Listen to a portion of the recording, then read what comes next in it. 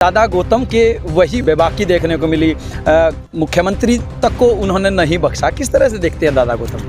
नारंद हलके में ऐसी चर्चाएं हैं कि बहुत जल्द दादा गौतम बीजेपी का दामन थाम सकते हैं। जितनी सीटें पिछली बार भारतीय जनता पार्टी की या एनडीए की आई थी, उससे भी ज़्यादा सीटें आएगी और तीसरी बार आदरणीय नरेंद्र मोदी जी देश के प्रधानमंत्री जो है बनेंगे।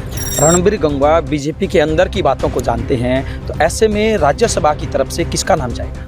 किसानों के मसीहा चौधरी चरण सिंह जी को भारत रत्न देने का काम किया। वास्तव में उसके लिए वो पात्र थे।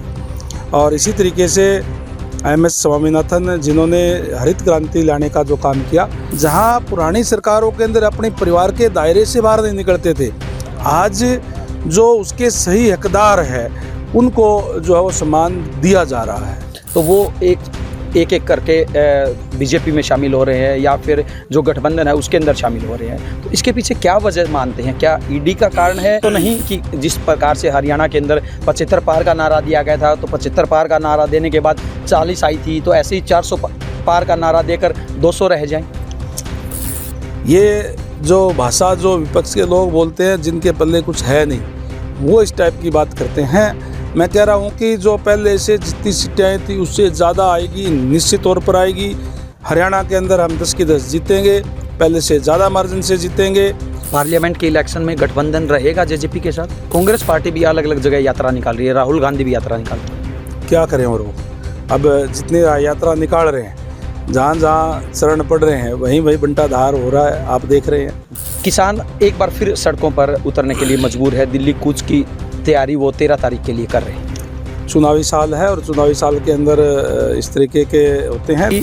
स्वामीनाथन आयोग की रिपोर्ट लागू करने की हम मांग कर रहे थे और दे दिया भारत रत्न, जबकि रिपोर्ट लागू नहीं। पार्लियामेंट का इलेक्शन लड़ेंगे। डिप्टी स्पीकर रणबीर गंगवा जी अभी हमारे साथ मौजूद है। गंगवा जी, सबसे पहले तो आप सम्मेलन करके आए हैं, कैसा रहा ये सम्मेलन? किस प्रकार का रुझान आम जनता के अंदर देखने को मिला है? देखिए, तो सामाजिक फंक्शन था और आज कुम्हार धर्मशाला का शिलान्यास किया है। समाज के लोगों ने मुझे वहाँ बुलाया था, तो मैं और यहाँ के लोकल विधायक राम कुमार गौतम जी दोनों ही वहाँ गए थे और उसका उद्घाटन करके आए हैं। उद्घाटन नहीं, शिलान्यास करके आए हैं जी। दादा गौतम के वही बेबाकी देखने को मिली। मुख्यमंत्री तक को उन्होंने नहीं बख्शा। किस तरह से देखते हैं दादा गौतम को? हर आदमी अपने विचारों के लिए स्वतंत्रता है। कोई भी कुछ भी जो उसके विचार हो व्यक्त कर सकता है। उनका भी अपनी एक शैली है, वो अपना विचार व्यक्त करने की। रणबीर जी, नारंद हलके में ऐसी चर्चाएं हैं कि बहुत जल्द दादा गौतम बीजेपी का दामन थाम सकते हैं। देखिए, मेरी इस विषय में कभी ना तो दादा गौतम जी से बात हुई, ना किसी और से हुई। वो तो बेहतर तरीके से दादा गौतम ही बता सकते हैं। नहीं, वैसे आपको क्या लगता है दादा गौतम के आने से फिर कैसा माहौल रहेगा? देखिए, आज माहौल कोई नारदोंद का नहीं, बल्कि मैं ये कहूँगा कि पूरे देश के अंदर ही भारतीय जनता पार्टी के पक्ष में माहौल बना हुआ है जी। राममय वातावरण हर जगह बना हुआ है। और जो हमारे देश के प्रधानमंत्री आदरणीय नरेंद्र भाई मोदी जी ने देश के गौरव को विश्व पटल पे बढ़ाने का काम किया है। और आज बहुत से जो लोग हैं वो आज भारतीय जनता पार्टी ज्वाइन कर रहे हैं। लेकिन जैसे मैंने कहा कि दादा गौतम की मेरे को इस बारे में कोई बात जो है वो नहीं हुई है जी। 10 की 10 लोकसभा सीटों पर कमल खिलाने की बात कही जा रही है। वहीं अगर हम जेजेपी की बात करें तो उनकी तरफ से भी दावा किया जा रहा है, वहीं कांग्रेस भी दावा कर रही है।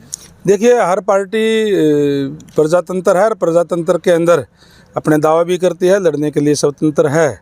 लेकिन जिस तरीके से मैंने कहा कि आज पूरे हिंदुस्तान के अंदर जो वातावरण है वो भारतीय जनता पार्टी के पक्ष में है। ये मैं दावे के साथ कह सकता हूँ कि 10 की 10 केवल जीतेंगे ही नहीं, बल्कि जिस मार्जिन से पिछली बार जीते थे उससे ज़्यादा मार्जिन से हम जो है ये सीटें जीतेंगे।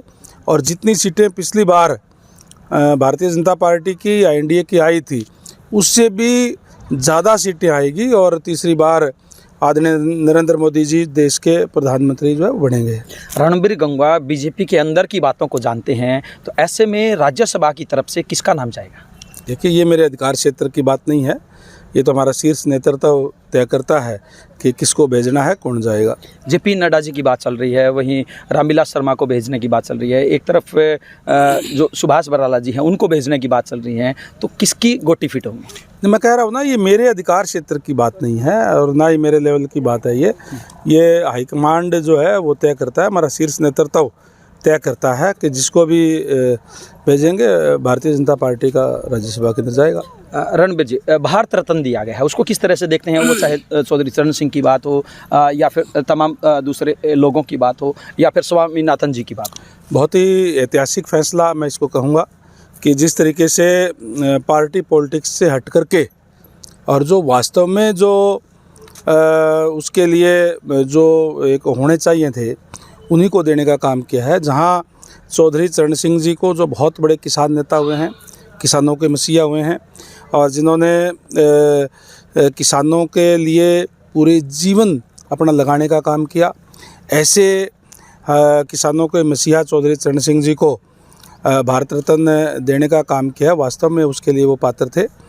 और इसी तरीके से MS स्वामीनाथन, जिन्होंने हरित क्रांति लाने का जो काम किया, और पहले हम जब छोटे थे तो हमें आज भी याद है कि जो ऑस्ट्रेलियन गेहूँ आती थी, लाल लाल गेहूँ बारीक आती थी, वो हम खाते थे, ऑस्ट्रेलियन गेहूँ उसको बोलते थे।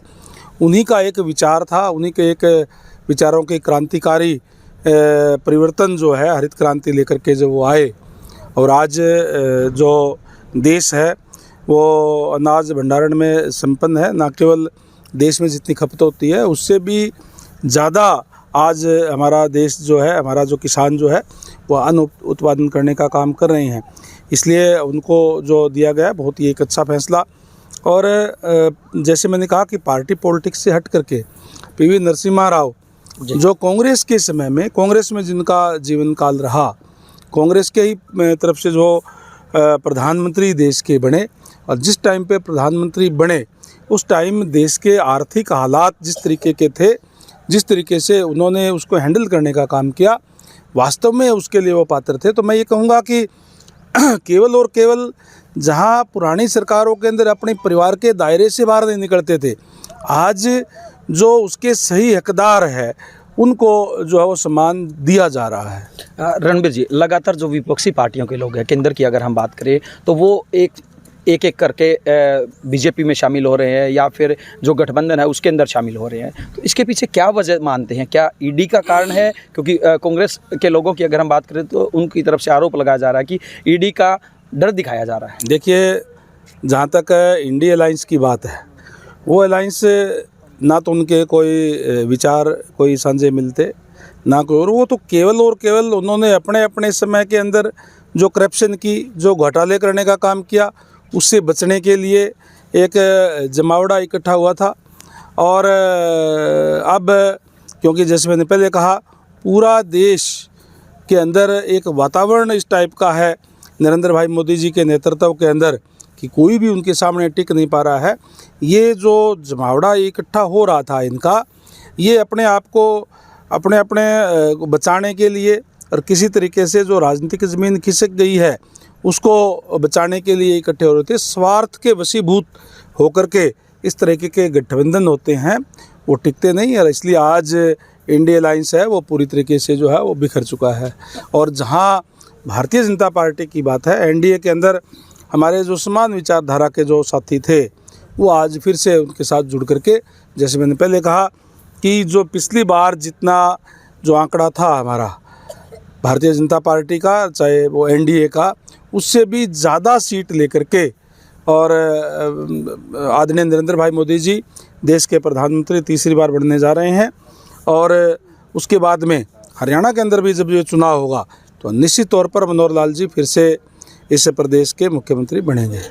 गंगवा जी, ऐसा तो नहीं कि जिस प्रकार से हरियाणा के अंदर 75 पार का नारा दिया गया था, तो 75 पार का नारा देने के बाद 40 आई थी, तो ऐसे ही 400 पार का नारा देकर 200 रह जाएं?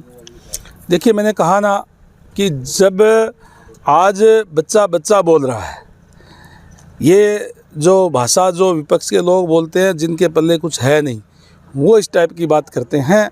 मैं कह रहा हूँ कि जो पहले से जितनी सीटें आई थी उससे ज़्यादा आएगी, निश्चित तौर पर आएगी। हरियाणा के अंदर हम 10 की 10 जीतेंगे, पहले से ज़्यादा मार्जिन से जीतेंगे। और आज चाहे वो नॉर्थ हो चाहे साउथ हो, हर जगह के ऊपर जो है भारतीय जनता पार्टी का परचम जो है लहराने का काम जो है इस में करेंगे। और अभी जो 3 राज्यों के जो चुनाव आए हैं, चाहे वो छत्तीसगढ़ के हैं, चाहे वो मध्य प्रदेश के हैं, चाहे वो राजस्थान के हैं, उन्होंने इस बात पे मोहर लगाने का काम भी किया है कि पहले से बड़ी संख्या में आकर के और नरेंद्र भाई मोदी जी तीसरी बार देश के प्रधानमंत्री बनने जा रहे हैं। पार्लियामेंट के इलेक्शन में गठबंधन रहेगा जेजेपी के साथ? गठबंधन रहेगा नहीं रहेगा ये तो शीर्ष नेतृत्व का काम है, वो क्या करेंगे। लेकिन मैं ये ज़रूर कह सकता हूँ कि 10 की 10 सीटें भारतीय जनता पार्टी जीतेगी, कमल के फूल के निशान पे जीतेगी। कांग्रेस पार्टी भी अलग अलग जगह यात्रा निकाल रही है, राहुल गांधी भी यात्रा निकाल रहे हैं। क्या करें और वो अब जितने यात्रा निकाल रहे हैं, जहाँ जहाँ चरण पड़ रहे हैं वहीं वहीं बंटाधार हो रहा है, आप देख रहे हैं। अंतिम प्रश्न, किसान एक बार फिर सड़कों पर उतरने के लिए मजबूर है। दिल्ली कूच की तैयारी वो 13 तारीख के लिए कर रहे हैं।